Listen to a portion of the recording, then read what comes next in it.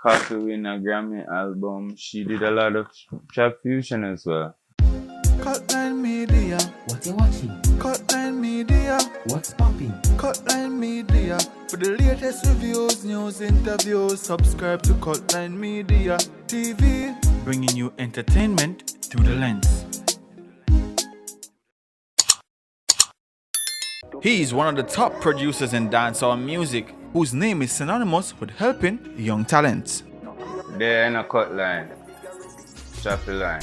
TuFinga been producing since 2013 after establishing his own recording company, Deadline Records. The production got its first hit with DeMarco's Rise to the Top in 2013, and later they produced the Island Life Rhythm, which features industry top players Massacre and Mavado. But perhaps TuFinga's most noticeable work was Ragging King Tough, which he co-produced with Dane Rain. Girl, I said King Tough.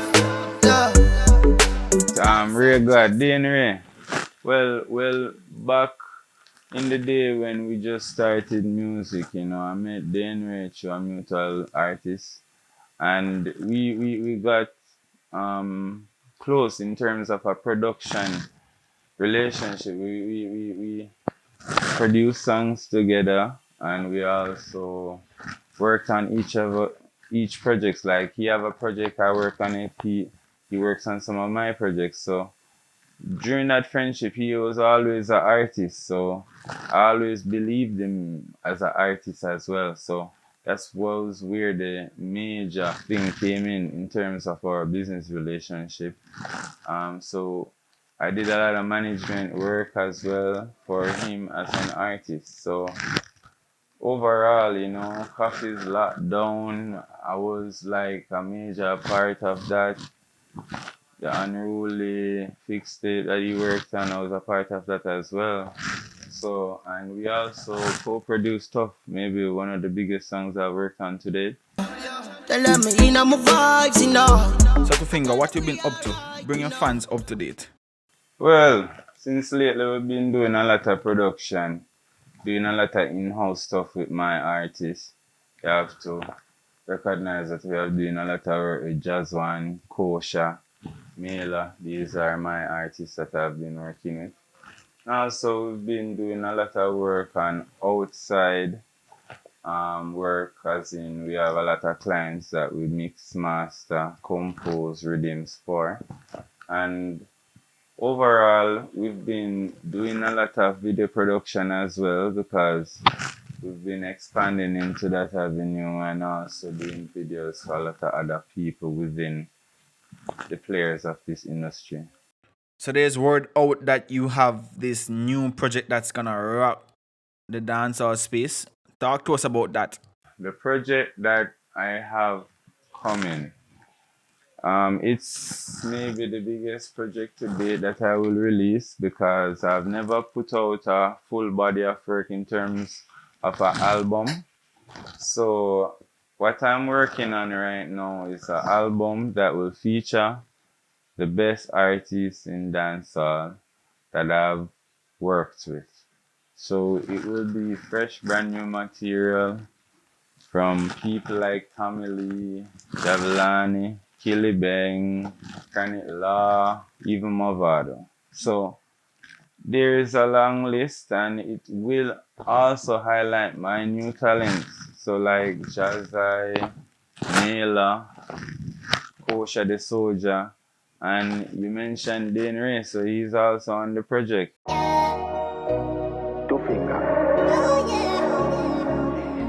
What can we expect from this project?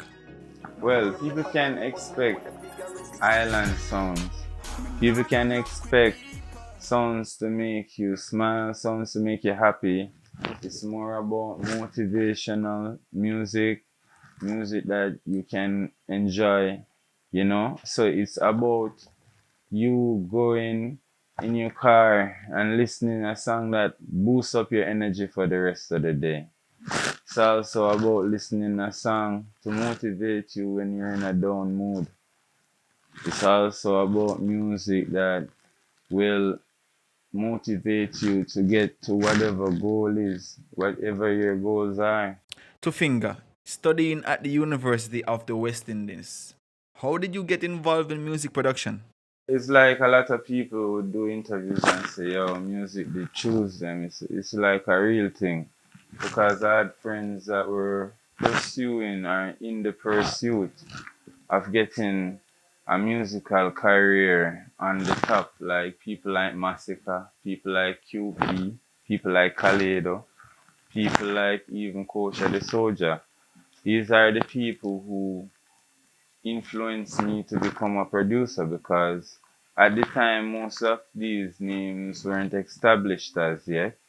And them being my friends, they wanted me to be in the business because they saw where the talent I had could help them go further in the music business. So, like, some of the artists that I knew wanted me to be their manager, and I didn't know what is management. So, I had to learn about what management is, what is artist management, what is music production. So, being an autodidact, I like to teach myself everything. So I learned it, then I used it to help my friends to get out there as an artist or even a producer.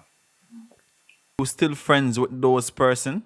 Well, most of them always try to maintain a good solid relationship with all of the artists, producers that I've might put on, even the people within the video production world. But you know how life goes. Sometimes it's not everybody is going to be your friend for forever. So you know. What's your intention in dancehall? Well, my intention in dancehall is to be a genre builder because since I've been producing music, I see where the dancehall genre it needs building, it needs structure, organization, and it's only gonna be done by some group movement and like also a company that can manage to lift the brand of the music and its social awareness more than it actually is at this current stage.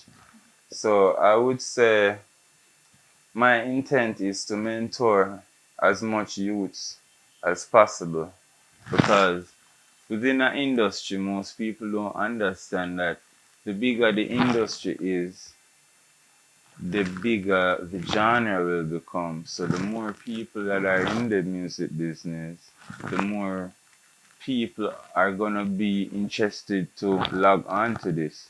So like expanding the genre, which is carrying it to places that it has never been. I was one of the first producers to embrace African dancehall music and also Trinidad dancehall music because I know this will help to build the genre because more people out there are pursuing this genre and this creative art. So my main goal is to teach more youths to build rhythms, teach more youths to be a recording engineer. So if they have goals of becoming a music producer one day, there's an avenue for them. So you practically began music before trap dancehall. What's your take on the whole debate about trap dancehall versus dancehall?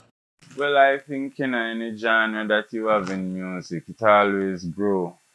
And it grows with the culture of the people and how the people consume like music in general. So it's like if you're an artist, you're gonna grow up within a certain generation, listen to certain kind of music, and it will influence your music. So I think a lot of Jamaicans are influenced by a lot of trap sounds coming out of the US. And it's also something that adds a creative spin to dancehall. Maybe that the older artists maybe don't like it, but I think with every genre, you're gonna have the versions of that genre and also growth within the genre in terms of the sounds, the instruments used, and how they are arranged. So it's just like even the vocals because the vocals aren't the same from the 90s to now. So that will always have to change, and I think it's a part of the growth. and I don't see it going in a bad direction. It's actually good music, you know.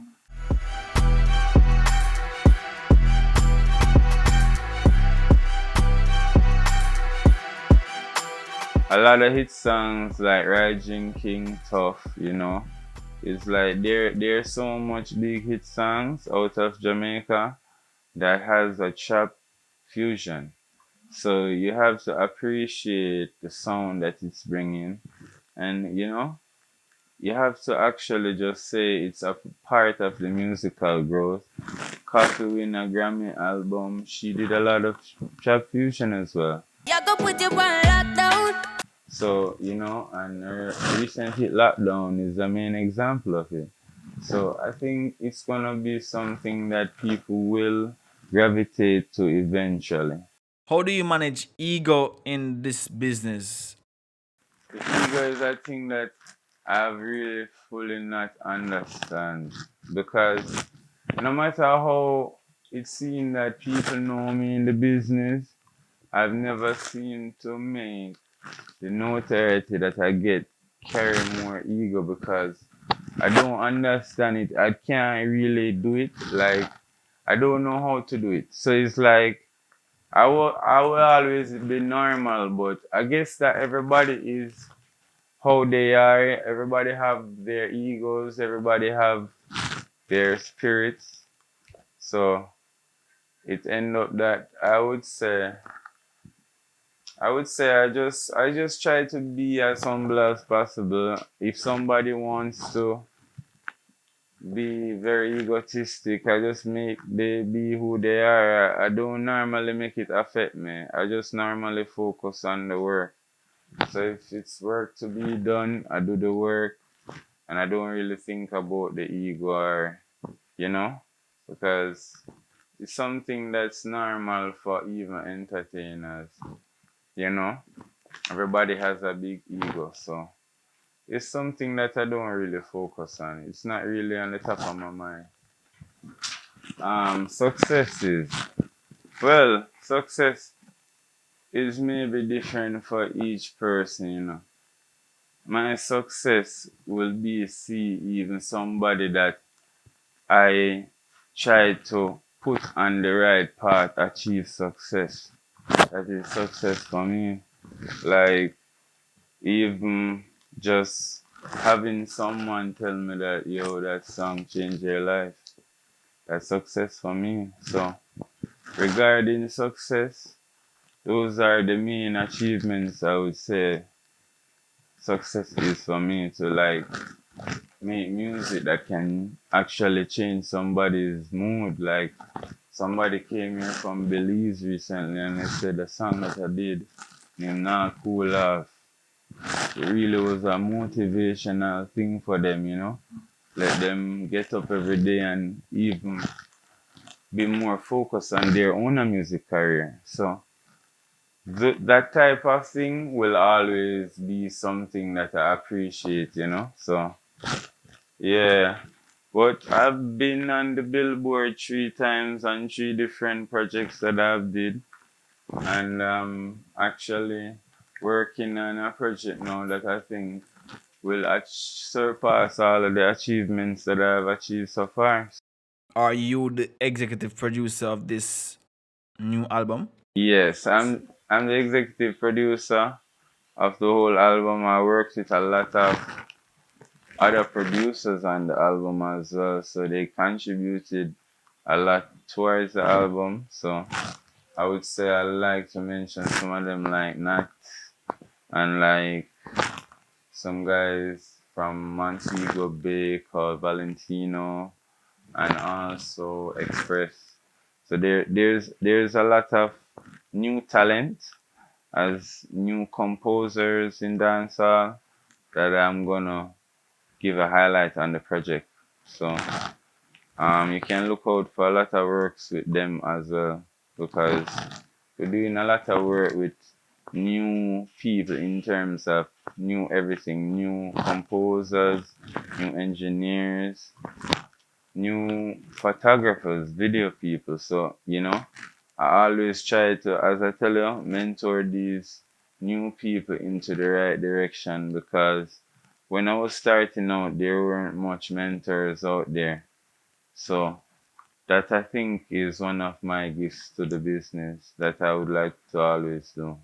I'm actually doing a visual album. So all of the songs will have visuals. So what happened is that I'm releasing the first visual of the project within the next 7 days. So the online marketing has begun for the Kaleido, which was the first single of the project. It's a song called No Luck with People. And there you have it. Thanks for watching. Follow us at Cutline Media JA on all social media platforms and subscribe to our YouTube channel.